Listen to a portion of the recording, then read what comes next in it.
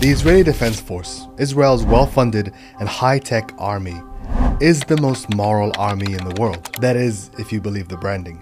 צה"ל הוא הצבא המוסרי ביותר בעולם. The most moral army in the world. The IDF is a moral army. The most moral. The moralist. The IDF does more to safeguard the rights of civilians than any other army in the history of warfare. But apart from the allegations of war crimes in Gaza, the attempts to paint it as an animal-friendly, queer-friendly, religiously tolerant military institution, the history of the IDF says more about it than its social media image. Before the formation of the State of Israel in 1948, and before there was an Israeli army, there were three underground Zionist militias: the Haganah, the Irgun, and the Lehi. They were comprised of mainly Jewish migrants to the British Mandate of Palestine, with the aim of helping usher in the Jewish state by any means necessary.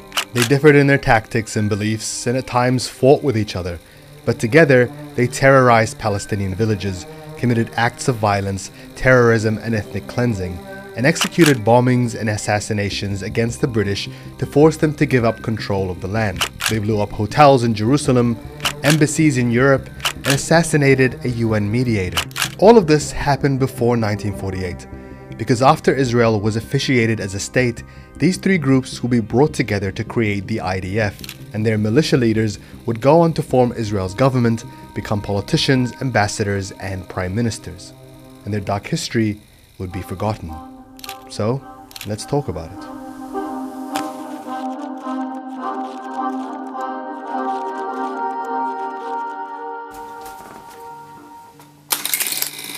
Let's begin at the turn of the 20th century. Europe was embroiled in revolution, war, and great social upheaval. Anti-Semitism had been rife for centuries in Europe, but attacks against Jewish communities had become widespread, particularly in Russia. While most attempted to flee to the United States, around 30,000 Russian Jews migrated to Palestine from 1882 to 1904, then under the rule of the Ottoman Empire.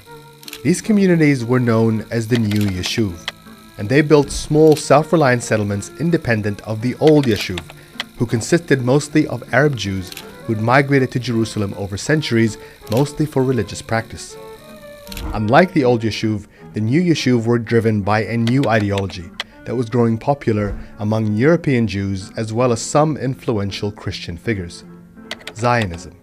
And the basis of Zionism was the belief that the Jewish question, as it was called in Europe, in other words, a place of Jews, given the rising anti-Semitism, could only be solved territorially, that is, by establishing a state of their own.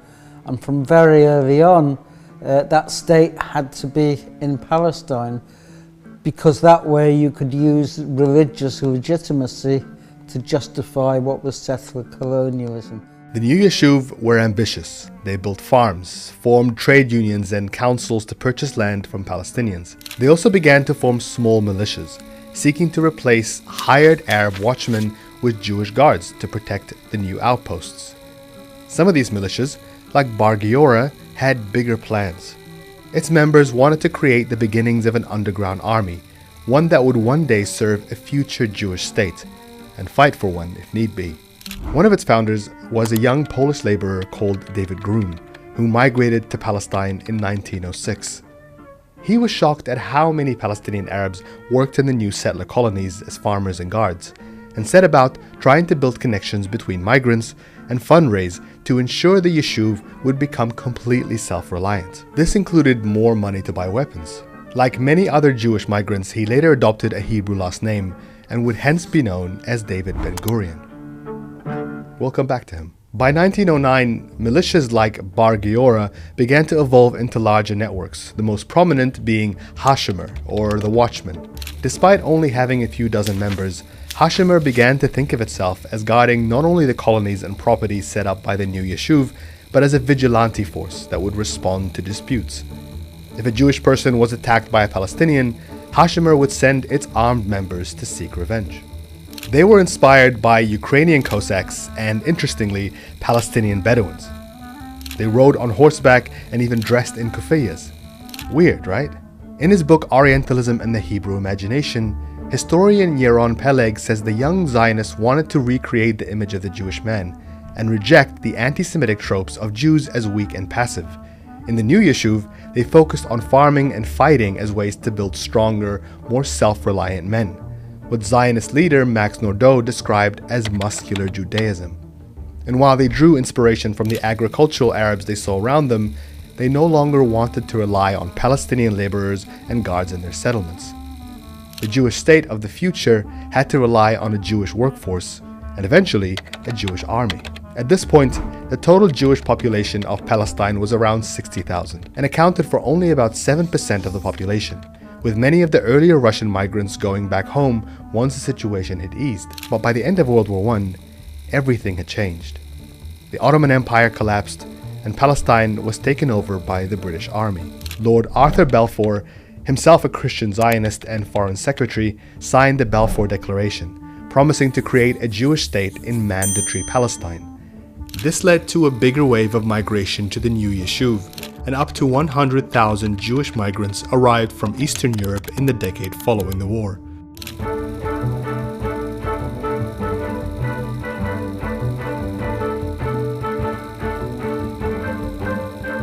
By now, the local Palestinian Arab population were starting to feel like something was amiss. Were outraged at the Balfour Declaration, and many of them saw it as a European plot to colonize Arab land. House purchases in Jerusalem and Hebron were increasing, as were the construction of Jewish kibbutzes and settlements.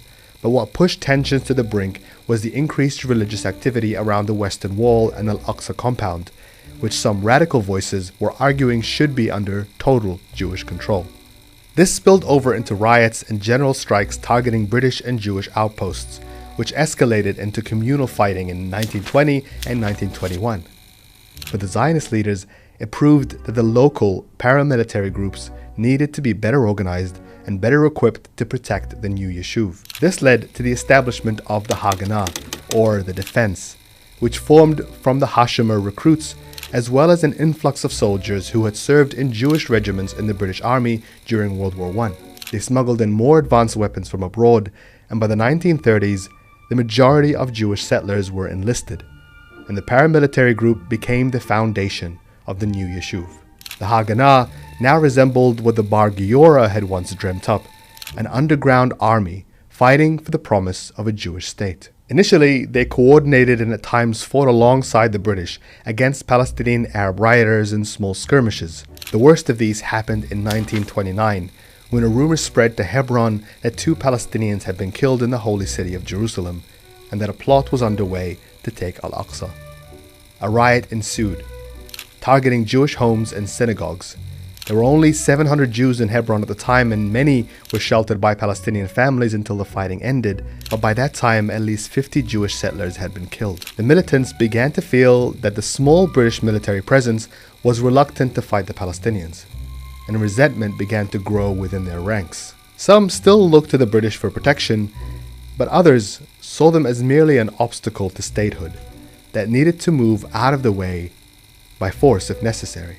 Remember David Ben-Gurion? He'd now become the de facto leader of the new Yeshuv as the president of the Jewish Agency, working with the British to protect Jewish interests and to shut down calls for unity with Palestinians. But Ben-Gurion didn't want to confront the Arabs head-on, not at this stage at least. He also didn't want to create problems with his British allies and instituted a policy of havlaga, restraint. Under his watch, the Haganah forces would only be deployed to protect Jewish settlements, not launch offenses against Palestinian villages. At least, not for another few years. In a letter he would later write to his son in 1937, Ben-Gurion made his intentions pretty clear. Quote, "We must expel the Arabs and take their places. And, if we have to use force, not to dispossess the Arabs of the Negev and the Transjordan, but to guarantee our own right to settle in those places, then we have force at our disposal." Ben-Gurion's focus was back on Europe, where the tides of anti-Semitism were rising to unprecedented levels. With the emergence of Adolf Hitler and the Third Reich, it became clear that more efforts were needed to transfer as many Jews to Palestine as possible. Over the next decade, 250,000 European Jews would flee to Palestine, pushing existing tensions to a boiling point. The divisions within the Haganah were growing as well, between those who followed Ben-Gurion's lead and another group of revisionist Zionists, who not only felt that the British were getting in the way of the dream of creating a greater Israel over the whole of the Mandate of Palestine, but who also believed that this greater Israel should extend to all of Jordan and parts of Lebanon and Syria. But to make this dream a reality, they needed to put an end to Palestinian resistance on their own terms, without waiting for orders from the British or even Ben-Gurion, whose policy of restraint failed to convince the most hardline young Zionists. So they took matters into their own hands, splintering from the Haganah and formed their own paramilitary group, the Irgun. The Irgun was led by a number of defected Haganah senior commanders, including, most significantly, the writer Ze'ev Jabotinsky. Jabotinsky was the founder of revisionist Zionism and had been active in Jewish defense efforts in the Russian Federation before going on to found one of the Jewish regiments in the British Army with the aim of fighting against the Ottomans in Palestine. In a paper he published in 1923 entitled The Iron Wall, Jabotinsky outlined his fundamental disagreements with Ben-Gurion and the other moderate Zionists, who he called vegetarians and peacemongers. Quote, "Our peacemongers are trying to persuade us that the Arabs are either fools whom we can deceive by masking our real aims, or that they are corrupt and can be bribed to abandon to us their claim to priority in Palestine. We may tell them whatever we like about the innocence of our aims, watering them down and sweetening them with honeyed words to make them more palatable, but they know what we want." Jabotinsky believed that all native populations resist colonists, and that the only way to deal with them was by creating an iron wall of force that couldn't be penetrated. With his ideas, the new militia began to grow from dozens to thousands, with an emblem that represented their ambitions to expand to all of historic Palestine as well as Transjordan. They initially fought strategically alongside the Haganah and the British, but that would change in 1936, when a Palestinian uprising would push them to take matters into their own hands. Unrest in Palestine. Suspecting that the Higher Committee had incited Arab leaders to start a holy war against the British government, police swooped on the secret headquarters of assassins and rebels. Many arrests were made. It was called the Great Revolt.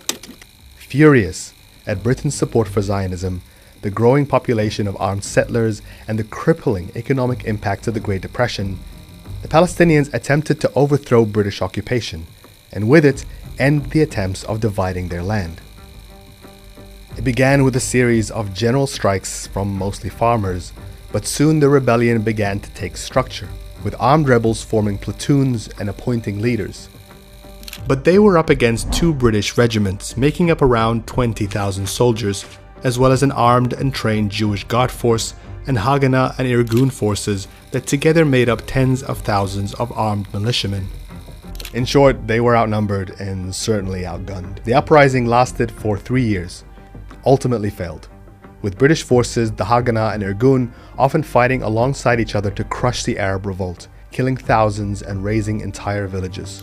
Irgun militants planted explosives and landmines in public spaces and engaged in shootouts with Arab guards. Seeing the situation spiraling out of its control, and with another war brewing in Europe, Britain passed the White Paper in 1939, which implemented for the first time strict limits on Jewish migration, allowing for only 75,000 new migrants over 5 years. This was the final straw for Jabotinsky and the revisionists. They saw it as a betrayal, proof that the best way to protect Jewish interests in Palestine was to go on the offensive, and that their biggest threat wasn't the Palestinians, it was the British, who they now regarded as an occupying force that needed to be expelled. By this time, Jabotinsky himself had been exiled back to Europe by the British, who were concerned about his growing influence. There he began to formulate a plan, recruiting and training small underground cells in Poland that would first help evacuate as many as 1.5 million European Jews and sneak them and himself into Palestine illegally, bypassing the White Paper's restrictions. Together with one of the Irgun's leaders back in Palestine, a Polish Zionist named Avraham Stern, they recruited 40,000 Jewish militants and began smuggling handguns, rifles, explosives, and ammunition with the intention of launching their own revolt against the British. Stern even penned an anthem for the Irgun called Unknown Soldiers, a song that called on Jews to join the underground militias and die for their cause.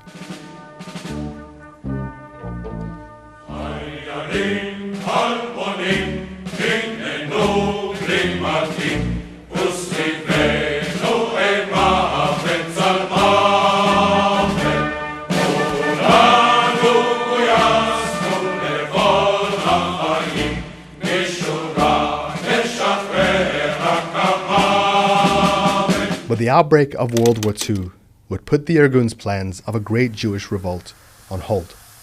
Seeing the rise of Hitler and the systemic persecution of Jews in Poland, Germany, and later France, Jabotinsky offered to lend the British his trained Jewish militants to fight against the Nazis, the same way he'd done during World War I. A year later, he died of a heart attack while visiting a training camp in New York.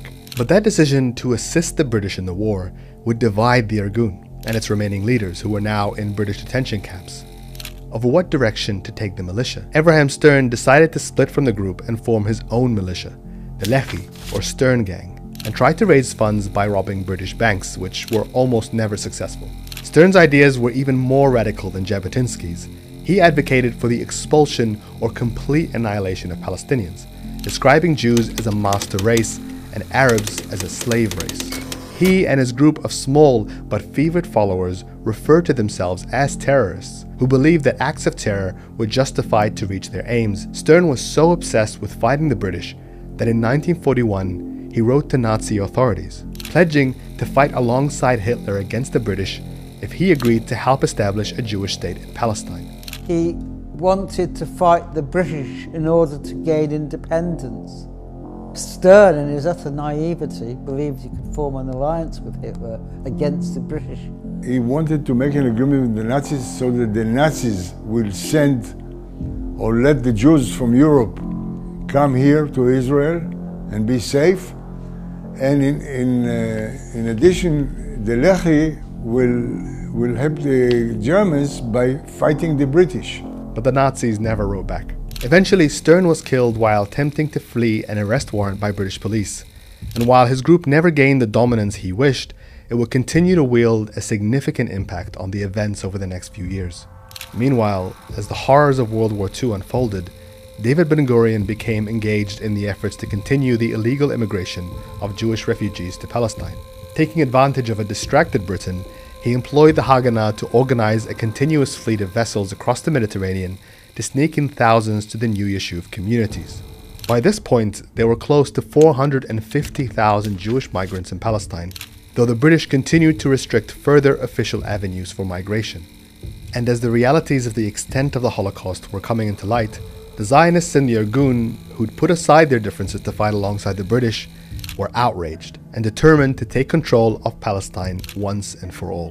By 1944, a young, devout follower of Ze'ev Jabotinsky had taken control of the militia. His name was Menachem Begin, and in 1944 declared an open rebellion against the British mandate, orchestrating a series of bombings on immigration offices in Jerusalem, Tel Aviv, and Haifa.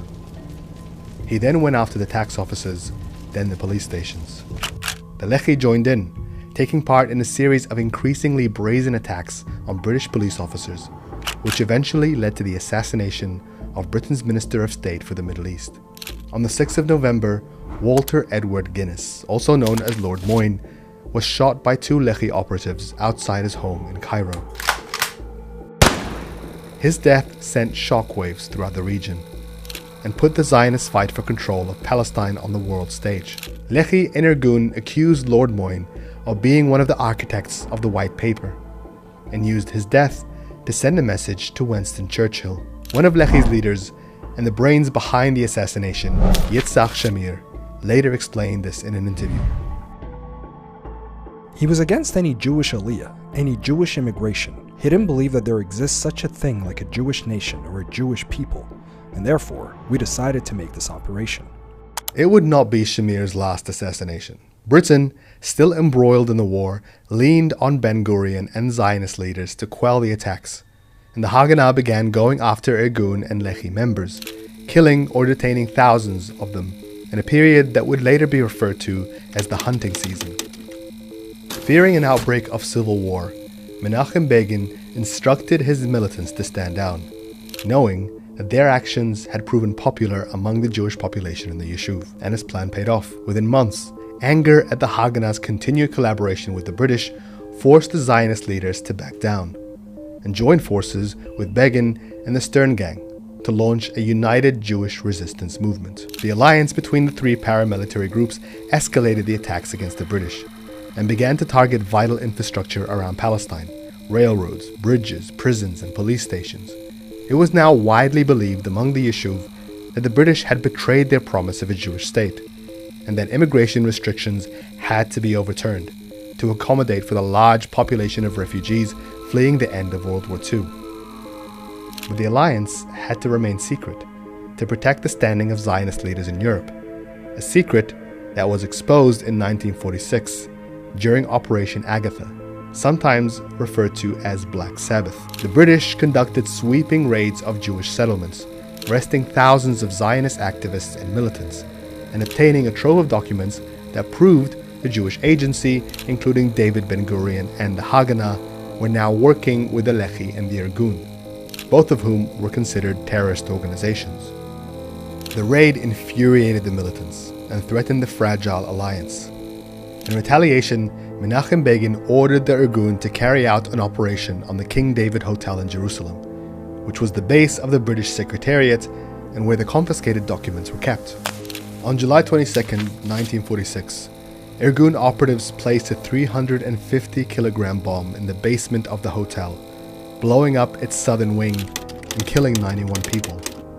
Of them, 41 were Palestinians, 28 were British citizens, and 17 were Jews.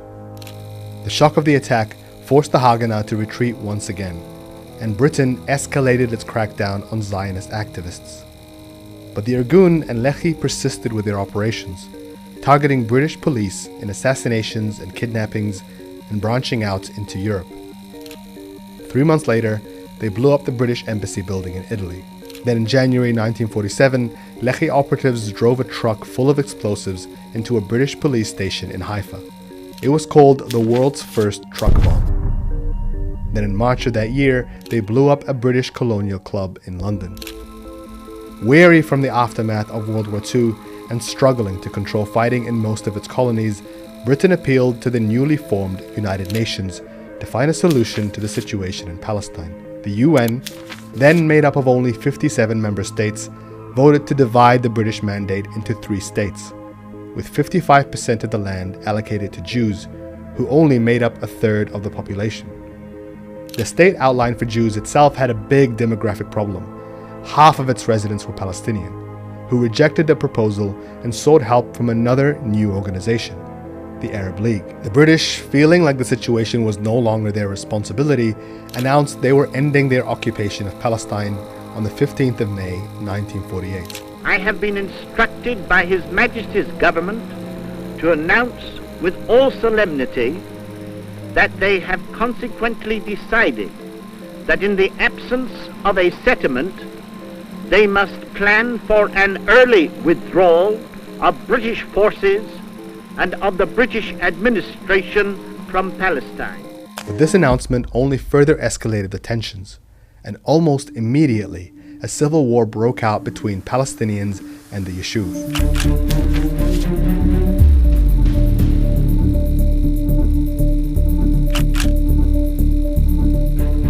By January 1948, an estimated 1,500 Palestinians and 400 Jews were killed in the fighting. Ben-Gurion, fearing a retaliation from the neighboring Arab states, began to reshape the Haganah from a paramilitary group into the beginnings of a structured army, implementing mandatory conscription for all Jewish men and women aged between 17 and 25. With the clock racing towards the 15th of May, Ben-Gurion and the Zionist leaders saw the war as an opportunity to cleanse the Palestinian population from the areas mapped out by the UN partition plan. On the 10th of March, they met in Tel Aviv and outlined Plan Dalet, a blueprint for targeting Palestinian population centers in the Jewish partition state and enacting a policy of forced depopulation and destruction. That plan was effectively already underway, but over the next few months, it would escalate into a campaign of terror and ethnic cleansing across Palestine.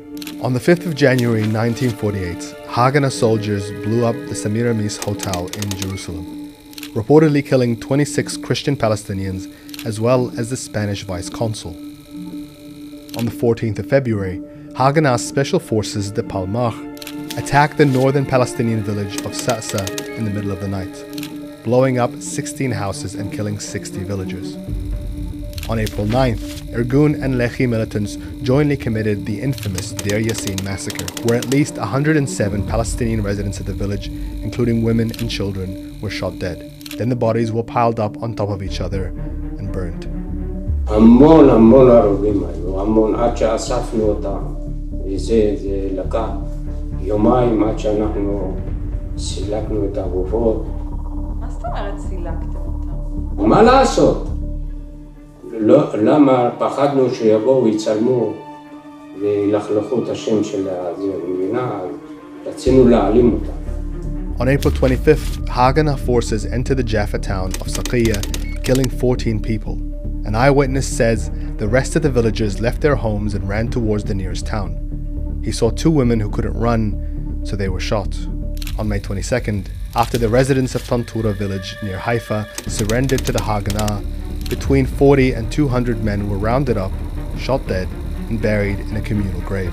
Today, that grave has been paved over to build a parking lot.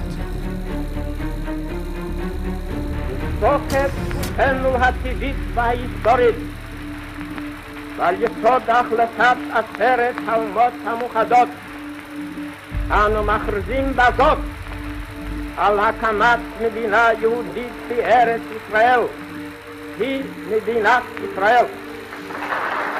By the time Israel unilaterally declared itself a state on the 14th of May 1948, more than 200 Palestinian villages had been emptied, its people fleeing at gunpoint or in fear from the stories of massacres that happened in towns nearby. By the 15th of May, more than 750,000 Palestinians had been made refugees, never to return to their homes again. The testimonies from those who survived would be passed down from generation to generation, their descendants still holding onto the keys of the homes their grandparents had to flee. The testimonies of the Jewish militants who took part in the massacres that unfolded would take decades to come to light, and when they finally did, would be hard for Israeli society to stomach. The 15th of May is what Palestinians refer to as the Nakba, the catastrophe. For Israelis, this day is celebrated as their Independence Day. 2 weeks later, David Ben-Gurion, now the first prime minister of the new Jewish state, announced the formation of the IDF, the Israeli Defence Force, combining the Haganah and the Irgun, with the majority of Lehi members joining its ranks. They immediately turned their attention to fighting off the Arab coalition that had responded to Israel's creation and the displacement of Palestinians. The United Nations appointed Folk Bernadotte as the UN mediator in Palestine in an attempt to reach a diplomatic solution to the unfolding Arab-Israeli war.